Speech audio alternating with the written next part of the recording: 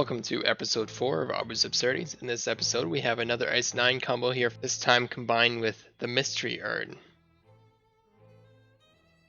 I like to call this combo the Self-Destruct Button. Since every die roll will result in a 9, a 12 will never be rolled for Mystery Urn. When a 12 is never rolled on Mystery Urn, the entire pot is discarded. Therefore, when you play Ice 9 with Mystery Urn, all players will lose all of their bunnies, carrots, zodiacs, and mysterious places. The question is, why on earth would you want to do such a thing? Well, the answer is quite simple. It's truly an absurd combo, and it causes a drastic delay in game, resetting the majority of everyone's resources.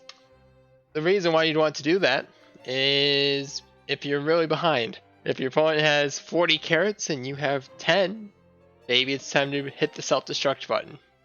In many groups, using this combo may result in players suggesting to end the game early via house rules, the most common way perhaps being suggesting to divide the remaining carrots evenly among players, maybe giving you an equal chance to win compared to everyone else.